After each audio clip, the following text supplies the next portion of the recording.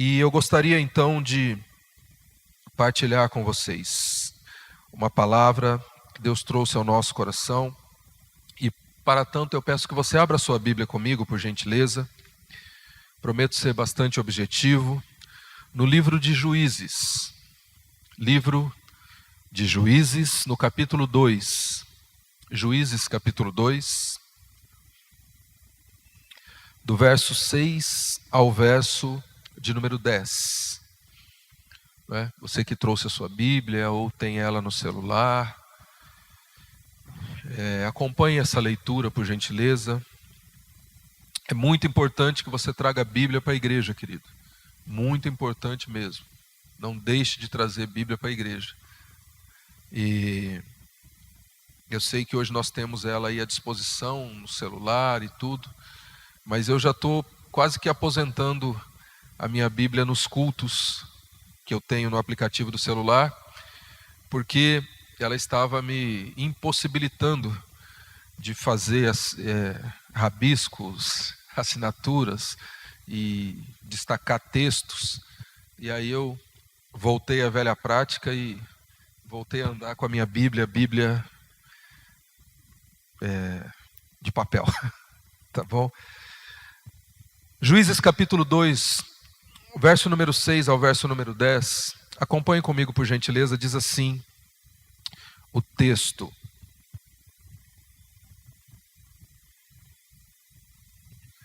havendo Josué despedido o povo, foram-se os filhos de Israel, cada um à sua herança, para possuírem a terra. Serviu o povo ao Senhor todos os dias de Josué e todos os dias dos anciãos que ainda sobreviveram por muito tempo depois de Josué, e que viram todas as grandes obras feitas pelo Senhor a Israel. Faleceu Josué, filho de Num, servo do Senhor, com a idade de 110 anos. Sepultaram-no no limite da sua herança em Timnat-Heres, na região montanhosa de Efraim, ao norte do monte Gaás. Foi também congregada a seus pais toda aquela geração. E outra geração após eles se levantou, que não conhecia o Senhor, nem tampouco as obras que fizera em Israel. Queridos, é interessante, esse texto aqui, ele trata de um momento de transição na nação de Israel. Um momento de transição na nação de Israel. O povo havia estado como escravo no Egito durante aproximadamente 430 anos, vivendo como escravo no Egito. Deus um dia levanta um homem chamado Moisés, vocês conhecem a história, e este homem chamado Moisés, ele no poder do Senhor, ele é usado para libertar esse povo desse estado de escravidão. Ele é usado para tirar essas famílias dessa situação de escravidão. E Moisés então conduz esse povo pelo deserto. E no período em que Moisés é levantado, a Bíblia diz que Moisés levanta também um homem chamado Josué. Um homem que se tornou então um capitão do exército. Josué foi um homem que aprendeu com Moisés. Josué era como que um discípulo de Moisés. Tanto é que a Bíblia diz que quando Moisés subia ou entrava na tenda da congregação e para ouvir Deus, o povo, cada um entrava para a sua casa, mas Josué permanecia na porta da tenda. Ou seja, Josué era um homem que caminhou com Moisés, aprendeu com Moisés e ajudou Moisés a conduzir o povo no deserto. Num determinado momento do deserto, o povo questionou a Deus com relação à terra que Deus estava prometendo para este povo. Nós conhecemos a história que 12 homens foram mandados para olhar a terra. Dos 12, 10 reclamaram da terra, 10 colocaram impedimentos na terra, e 2 homens se levantaram e disseram que era possível conquistar a terra, porque aquela terra era fruto de uma promessa de Deus, né? E eu quero abrir um parênteses aqui e dizer para você o seguinte, meu irmão: Deus não é homem para mentir. Aquilo que Ele promete, Ele cumpre. O que Deus tem preparado para a sua vida, para você, para a sua família, para os seus filhos, queridos, não deixará de se cumprir em nome de Jesus. Os sonhos que Deus tem para você não deixarão de se cumprir, porque aquilo que Deus estabelece como promessa, Ele é fiel para cumprir. Moisés então, Josué e Caleb continuam essa caminhada pelo deserto, e Deus então segura o povo no deserto até que toda aquela geração morra, para que uma nova geração entre na terra de Canaã. Josué entra na terra de Canaã, Moisés morre, Josué entra na terra de Canaã, juntamente com o povo, e Josué então começa a conquistar a terra de Canaã, e começa a conquistar, e no final da sua vida, dos seus dias, Josué então distribui a terra para as 12 tribos de Israel. Josué distribui as heranças. Josué entrega para cada tribo aquilo que Deus havia prometido e estabelecido para cada família. Porque o sonho, ou seja, tudo começa, a sociedade começa da família. A nação começa de uma família. Tudo está centrado na família, querido. Você entende o que eu estou dizendo? Tudo está centrado na família, tudo brota da família. A família é a base da sociedade, e a nação é resultado das famílias que esta nação possui. É o resultado das famílias que essa nação possui. Então, Josué falece, Josué morre, mas Josué morre deixando para as famílias aquilo que lhes era direito por herança. Só que olhando para o verso de número 8, do capítulo 2 de Juízes, nós vamos ver o relato de que Josué faleceu. E no verso de número 10, diz que também faleceu, também morreu, toda aquela geração que viu e experimentou as grandes coisas de Deus. Olha o que está escrito ali: foi também congregado a seus pais, ou seja, foram sepultados. Toda aquela geração que viveu as conquistas, os milagres, que viu o que Deus é capaz de fazer, o que Deus fez, as promessas, toda aquela geração morreu. E na parte B do versículo 10 diz que se levantou outra geração que o quê? Que não conhecia o Senhor, e nem tampouco as obras do Senhor. Queridos, nesta noite eu gostaria de falar com você sobre uma responsabilidade que nós temos como família. Na introdução desta mensagem eu contei a história desde a escravidão até a conquista da terra prometida por Josué. E Josué, mesmo tendo feito tudo isso, Josué e aqueles homens, aquelas famílias que junto com Josué conquistaram a terra, derrubaram as muralhas de Jericó, conquistaram Jericó e outras tantas cidades, ainda assim aquelas famílias falharam. Josué falhou, e as famílias que com ele entraram na terra e conquistaram a terra falharam. Pastor, por que falharam? Porque eles não geraram na geração seguinte a mesma fé. Eles não reproduziram para a geração seguinte o mesmo temor, a mesma honra, a mesma fé, os mesmos princípios e os mesmos valores estabelecidos por Deus para a estruturação de uma família. Por isso que o tema da mensagem desta noite é: a fé se aprende em casa. Na igreja ela é alimentada, mas a fé ela se aprende em casa. Josué, juntamente com os seus capitães, juntamente com os chefes de família, eles falharam. Eles falharam e não desenvolveram esta fé nos seus filhos, na sua geração, nos seus filhos, nos seus netos, ou seja, na sua família. Não ensinou a sua família a adorar a Deus. E quando eles morreram, então, aquela geração se perdeu. Aquela geração não tinha referência. Aquela geração tinha uma fé desestabilizada. Aquela geração não tinha uma fé concreta. Aquela geração conhecia Deus de ouvir falar, conhecia histórias, mas aquela geração não foi levada a experimentar Deus Deus, o seu poder, as suas vontades, a sua soberania e aquilo que Ele é. Muitos aqui têm filhos, outros têm netos.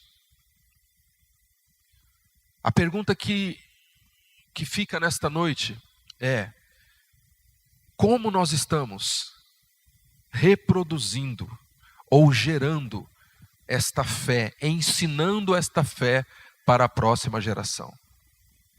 É muito fácil hoje nós falarmos: esses jovens de hoje não querem nada, essa geração de hoje é assim, essa geração de hoje é assim. Queridos, os tempos vão passando, as coisas vão evoluindo, as coisas vão avançando, mas os fundamentos da palavra permanecem o mesmo e eles precisam ser estabelecidos no coração das pessoas, dos filhos.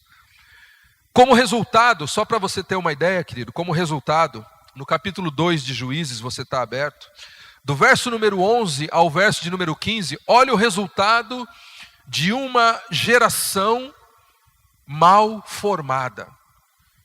Do verso 11 ao verso 15 diz assim: então fizeram os filhos de Israel o que era mal perante o Senhor, pois serviram a Baalins, deixaram o Senhor, Deus de seus pais, que os tirara da terra do Egito, e foram após outros deuses, dentre os deuses das gentes que havia ao redor deles, e os adoraram, e provocaram o Senhor a ira, porquanto deixaram o Senhor e serviram a Baal e a Astarote, pelo que a ira do Senhor se acendeu contra Israel, e os deu nas mãos dos espoliadores, que os pilharam e os entregou nas mãos dos seus inimigos ao redor, e não mais puderam resistir a eles. Por onde quer que saíam, a mão do Senhor era contra eles para o mal, como o Senhor lhes dissera e jurara, e estavam em grande aperto. Olha a consequência de não gerar, a consequência de uma família não estabilizar, não reproduzir o reino de Deus dentro da sua casa. Diga comigo: a fé é ensinada dentro de casa. Nós como bons brasileiros, ou melhor, o ser humano como de um modo geral, ele desde a sua criação, ele tem uma tendência a transferir as responsabilidades. Temos ou não temos? Temos. Foi assim lá com Adão, foi assim com Eva, e foi assim com tantos outros homens que, se nós pegarmos aqui, grandes homens, tropeçaram na transferência de responsabilidades.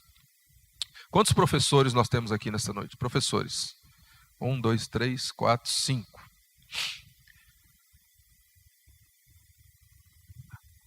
A sociedade, as famílias, nós somos professores, mas é cobrado de nós a responsabilidade de educar o filho dos outros. não é? Educação não se adquire na escola. Na escola você adquire conhecimento. A educação, ela é adquirida onde? Dentro de casa. A sociedade hoje transferiu essa responsabilidade. E quando você chega para um pai ou para uma mãe, numa reunião de pais e mestres na escola, e você fala assim, olha, e você senta e fala assim, olha, eu estou tendo um problema com o seu filho. Ele não para quieto, ele bagunça na sala, ele não consegue, não deixa os colegas estudarem. Aí o pai vira e fala assim, mas vocês têm que controlar ele. É isso que a gente ouve. Você tem que controlar ele. Mas ele não para de conversar, ele não para de falar, ele não está fazendo a lição de casa. A gente passa as coisas, as tarefas para ele fazer em casa, ele não faz. Aí os pais viram e falam assim, mas eu não tenho tempo para olhar, você tem que cobrar dele. Vocês estão entendendo como as coisas perderam? A fé, ela é gerada em casa. Partindo dessa primícia, eu gostaria então de deixar aqui 3 princípios, só 3 princípios de fé que nós precisamos gerar dentro da nossa casa, na nossa família, no seio do nosso lar, para que não tenhamos problema no futuro. Em primeiro lugar, 3 princípios que devem ser ensinados e praticados em casa. É em casa, não é na igreja. É em casa que se aprende isso. Primeiro princípio, Deuteronômio, capítulo número 6, verso de número 4. Abra comigo, por gentileza, querido. Deuteronômio, capítulo 6, o verso de número 4. Esse texto foi lido aqui a semana passada. Deuteronômio, capítulo 6, verso de número 4. Vamos lá, todos juntos, a uma só voz. 3, 2, 1. Ouve.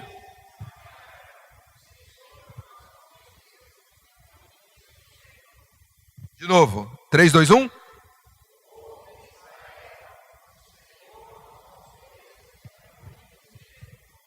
Primeiro princípio que tem que ser ensinado em casa, querido.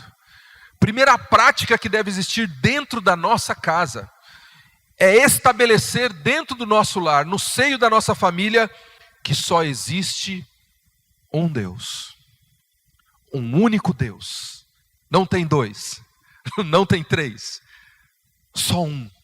Só um. Nossos filhos precisam aprender isso. Só existe um Deus. Nossa esposa precisa saber disso. O marido precisa saber disso. A família precisa saber disso. Só existe um Deus. Livro de Êxodo, no capítulo 20, do verso 1 a 5, abra a sua Bíblia lá, por gentileza, querido. Nós vamos ver, no capítulo 20 de Êxodo, os 10 mandamentos. E do verso 1 ao verso 5 diz assim: Então falou Deus todas estas palavras: Eu sou o Senhor teu Deus, que te tirei da terra do Egito, da casa da servidão. Não terás outros deuses diante de mim. Não farás para ti imagem de escultura, nem semelhança alguma do que há em cima nos céus, nem abaixo na terra, nem nas águas debaixo da terra. Não as adorarás, não lhes dará culto, porque eu sou o Senhor, o teu Deus, Deus zeloso, que visito a maldade dos pais nos filhos até a 3ª e 4ª geração daqueles que me aborrecem. Ou seja, o primeiro mandamento, querido, é nós entendermos que só existe um Deus. Existem coisas que nós não podemos permitir que aconteça de forma alguma na nossa casa. Por exemplo, astrologia. Isso não pode acontecer na casa de um cristão, meu irmão. Não tem cabimento isso. Aquele que crê em Jesus Cristo como seu Senhor e Salvador não pode permitir isso dentro da sua casa. Me desculpe se eu estou sendo incisivo, mas eu tenho que ser. É princípio.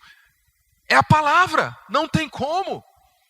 Você conversar com um cristão hoje e o cristão falar que ele olha o horóscopo, ou que ele faz simpatia, ou que ele vai em benzedeira, ou que ele faz benzimento. Irmãos, não tem como. Há um só Deus e um só Senhor, Jesus Cristo justo. Não tem outro, não tem como. O que traz, você ouve cristão falar, eu preciso colocar isso aqui para trazer bons fluidos, vou colocar uma planta aqui, comigo ninguém pode.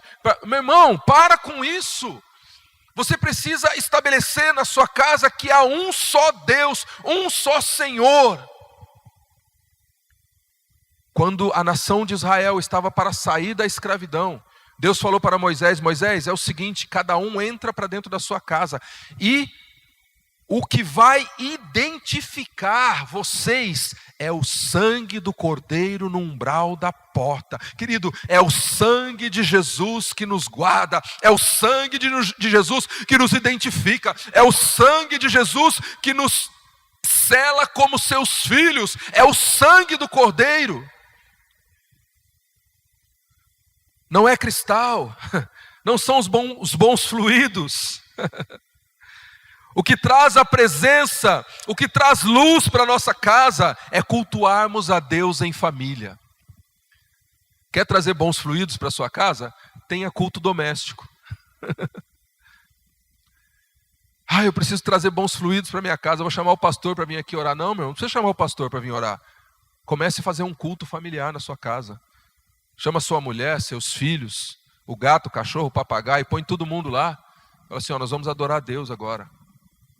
Põe um louvor, canta um cântico, abre a palavra.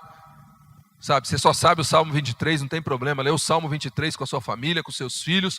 O Senhor é o nosso pastor, nada nos faltará. Ele é o nosso Deus. E você estabelece isso dentro da sua família. Nós só cremos em um único Deus e nós dependemos de um único Senhor. Mais nada. Mais nada. Segundo lugar, segundo princípio. Josué capítulo 1, verso de número 8. Vamos lá para o livro de Josué. Josué capítulo 1, verso de número 8. Quem encontrou, lê para mim aí com uma voz de trovão aí, né? Leia para mim, por gentileza, Josué 1, 8.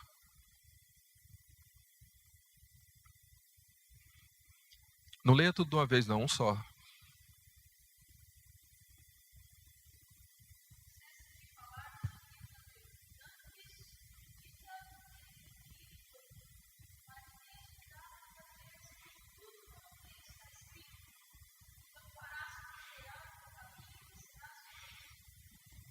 Olha aí, queridos. O segundo princípio que nós precisamos estabelecer dentro da nossa família. O primeiro princípio é que há um só Deus. Diga comigo, um só Deus. O segundo princípio, Josué capítulo 1, verso de número 8. Deus chama Josué e diz assim, não cesses de falar no livro desta lei, medita nela de dia e de noite para que te vá bem. Não se aparte da tua boca, para que seja bem sucedido. O segundo princípio é o princípio de que só existe uma fonte de sabedoria sobre a face da terra e é a palavra de Deus. Temos boas literaturas? Podemos ter. Bons livros? Temos bons livros, bons escritores, homens que escrevem, mulheres que escrevem, mas nada disso pode substituir a palavra de Deus. Temos ótimos pregadores? Temos maravilhosas mensagens? Mas nada disso substitui a palavra de Deus. A palavra de Deus é a voz de Deus deixada para nós. A palavra de Deus é a lâmpada para os nossos pés, é a luz para o nosso caminho. Como poderemos guardar reto o nosso caminho, guardando a sua palavra no nosso coração? O salmista Davi diz assim, escondi a tua palavra no meu coração para não pecar contra ti. A palavra de Deus, só existe uma fonte de sabedoria. E esta fonte é a palavra de Deus. Hebreus capítulo 12, o verso de número 1. Por gentileza, Hebreus capítulo 12, verso de número 1.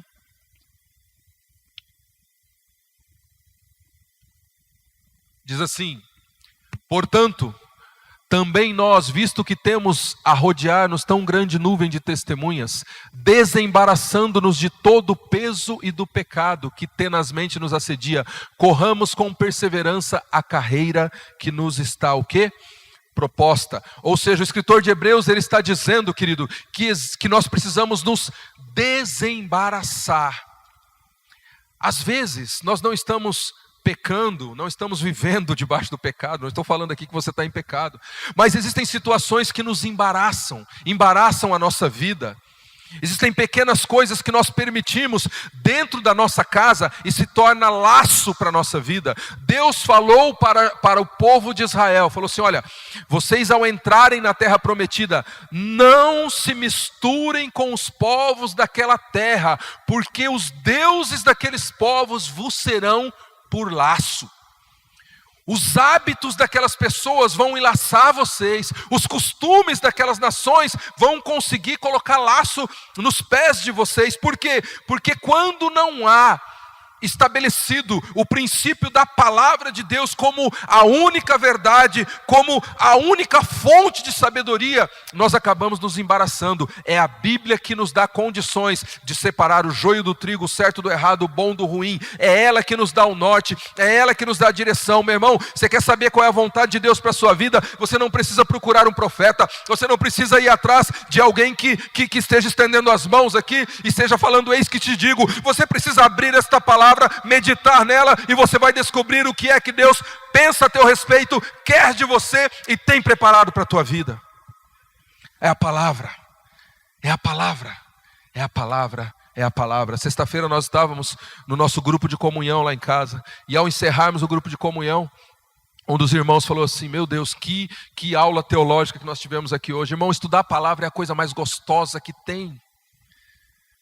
Estávamos em família ali, como temos feito, e sentamos ali, estudamos a palavra junto, e temos um tempo, e descobrimos coisas tremendas contidas nesta palavra aqui, que alegram o nosso coração, que desafiam o nosso ser, que nos estimulam, que nos trazem crescimento. Nós precisamos exercer a palavra de Deus dentro da nossa família. Este é um princípio que precisa ser estabelecido, queridos. Um princípio que nós não podemos renunciar. Não podemos permitir as influências externas e mundanas. Não podemos permitir. Não, entenda isso, não podemos permitir as influências externas e mundanas dentro da nossa casa. Tudo aquilo que vai contra a palavra do Senhor, tudo aquilo que vai contra a palavra. Eu anotei aqui alguns exemplos, querido. Primeiro exemplo que eu quero dar: que tipo de música se ouve dentro da sua casa? Que tipo de música se ouve dentro da nossa casa? Eu estava esta semana com alguns alunos, e alguns alunos que se identificam como evangélicos. Nós estávamos conversando sobre a palavra. E aí, de repente, um dos alunos colocou uma música lá e falou assim: rapaz, mas você acabou de falar para mim, rapaz, que você canta lá na sua igreja, e você está ouvindo isso aí? Professor. Eu falei: rapaz. E eu fiz questão de anotar a letra da música que ele estava cantando, cara. Irmãos, e a letra da música dizia assim: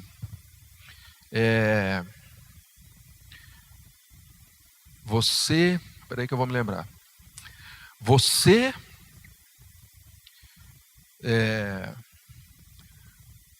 disse que ela não é boa o suficiente, por isso você está saindo comigo, mas não consegue largar dela. Portanto, eu quero te dizer, eu não vou desistir de você, eu vou ser a outra na sua vida a vida toda.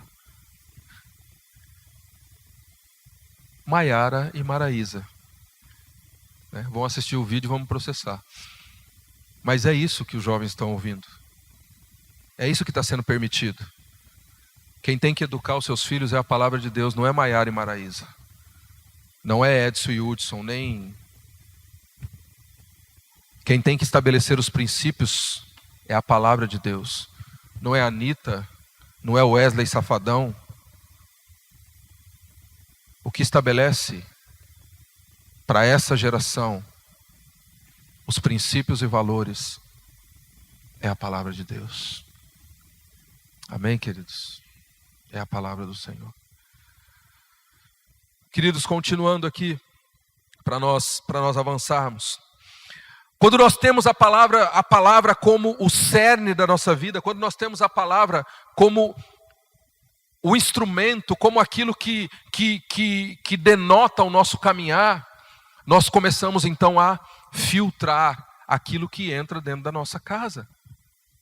E nós precisamos fazer isso, querido. Nós precisamos fazer isso. Não tem como. Não tem outra maneira. Não é? Terceiro e último princípio. Acompanhe comigo aqui, por gentileza. No livro de Juízes.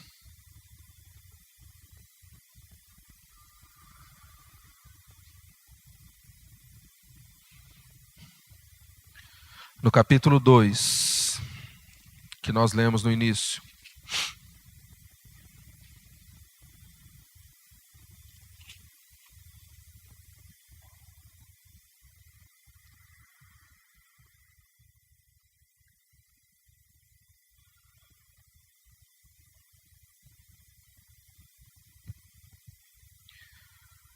Diz assim, no verso de número 10, diz assim: foi também congregada a seus pais toda aquela geração, e outra geração após ele se levantou que não conhecia o Senhor, nem tampouco as obras que fizera em Israel.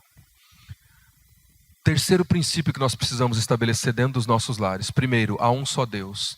Segundo, há uma única fonte de sabedoria, a palavra.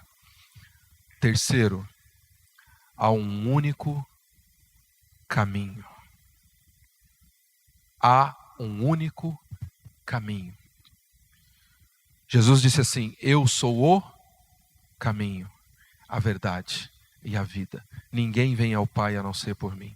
Podem existir muitas religiões, podem existir muitas portas abertas, queridos, mas eu quero dizer uma coisa para você: o que salva é Jesus de Nazaré.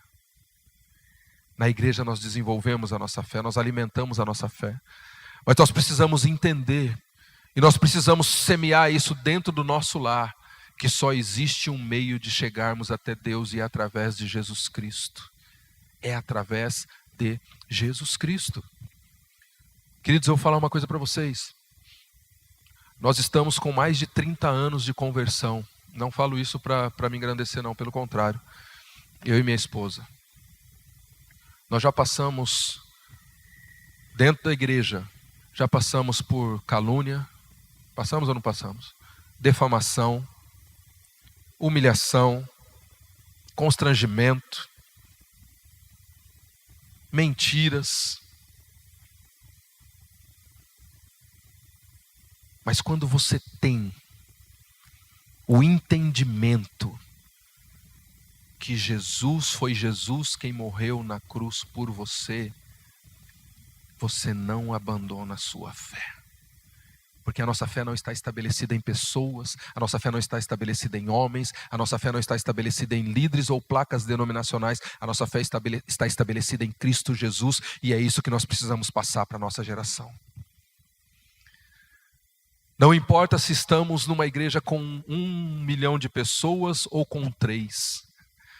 Não importa se temos uma banda com 10 músicos e um coral, ou se temos uma pessoa tocando um violão. A nossa fé está estabelecida em Deus e nada nos tirará daquele lugar, porque é Deus que estabelece a nossa fé através de Cristo Jesus. É Cristo Jesus na nossa vida, querido. Por isso que hoje é tão comum você encontrar com as pessoas: o que aconteceu? Eu tô desanimado. Estou desanimado. Mas está desanimado com o quê? Estou desanimado. Nós precisamos ensinar dentro da nossa família que Jesus Cristo não nos decepciona, que Jesus Cristo não nos abandona. Jamais, querido. Jamais. O apóstolo Paulo, ele diz assim, no meu primeiro julgamento, na minha primeira defesa, ninguém esteve comigo, mas o Senhor me amparou. Certa feita, Jesus chama os seus discípulos, faz um duro discurso, e a Bíblia diz que a partir daquele momento os discípulos começaram a sair da igreja. Começaram a sair da igreja. Jesus teve esse problema. Começaram a sair da igreja. Aí Jesus virou para os apóstolos e falou assim, e vocês, vão embora também? E eles falaram assim, para onde nós iremos? Se só o Senhor tem a palavra de vida eterna. Quando você sabe, querido, quando a sua família está estabilizada na pessoa de Cristo Jesus, pode acontecer o que acontecer, meu irmão, porque Jesus é o seu estandarte, a sua base de sustentação, Ele é tudo para nós. Aleluia, querido.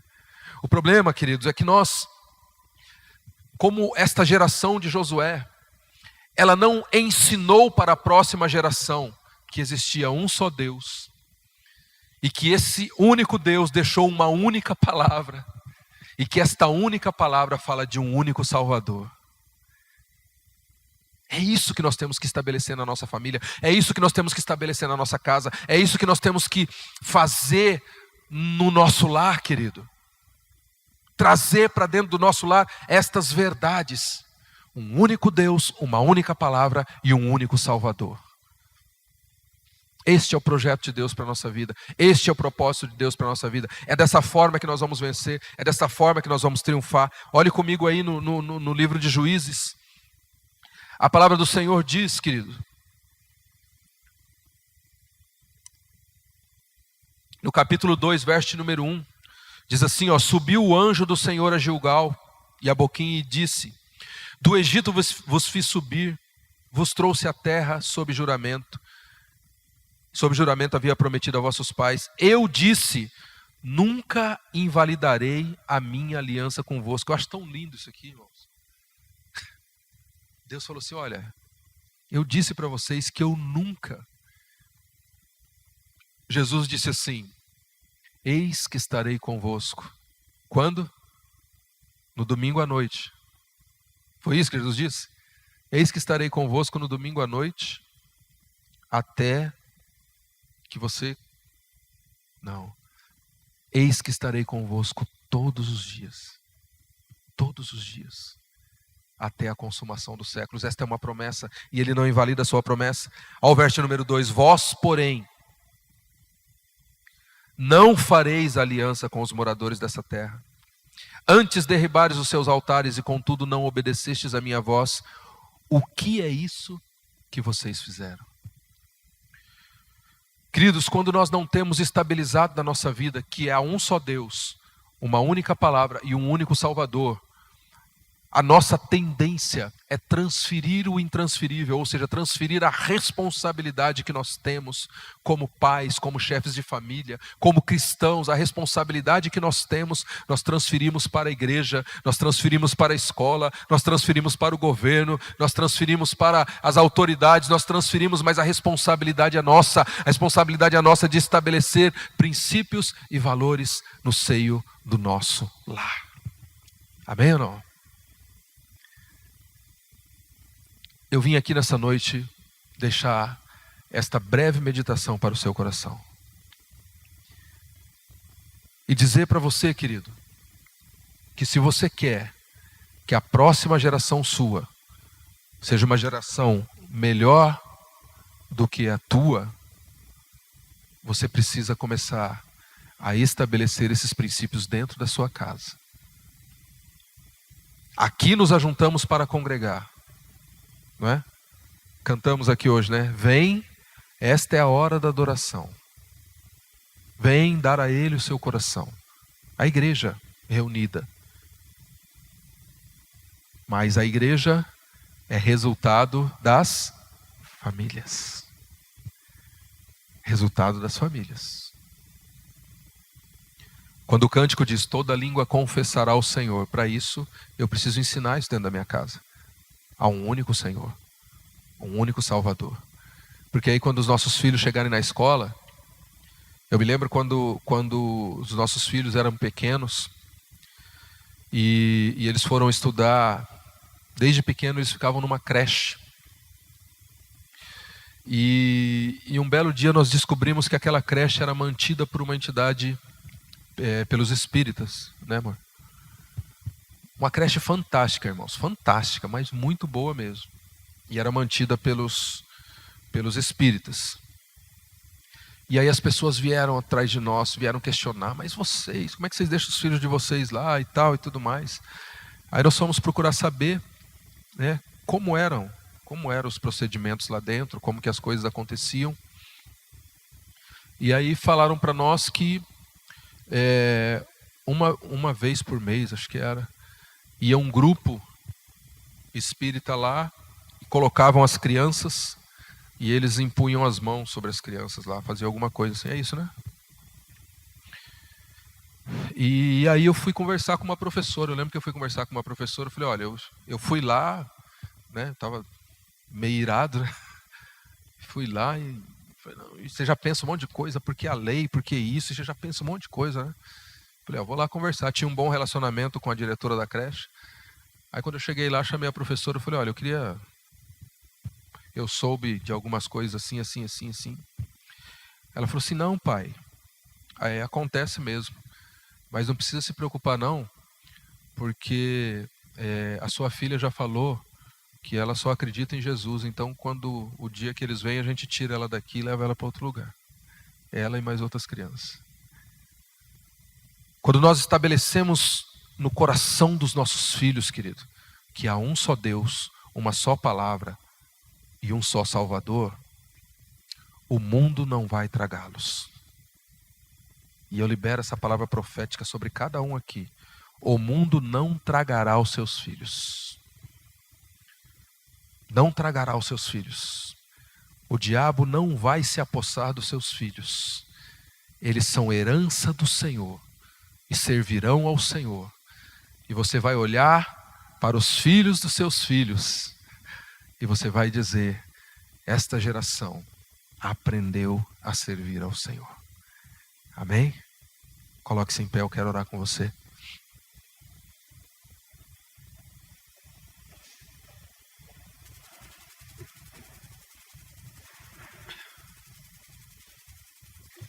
Três princípios, queridos, básicos, que precisam ser restabelecidos no nosso lar. Diga comigo, um só Deus, uma só palavra, um único Salvador. Eu estava conversando com uma pessoa lá na escola, uma professora, e ela falou assim, eu não estou indo mais na igreja evangélica não. Eu falei, onde você está indo agora? Eu estou indo na Umbanda. Eu falei assim, sério? Eu falei, mas por que você tomou essa decisão de sair da... né? Eu falei, não, porque lá na Umbanda, assim, lá pode tudo, assim, você pode... né? Não precisa ficar esse negócio assim de... Eu fiquei pensando, né? As pessoas não querem responsabilidade e compromisso, né?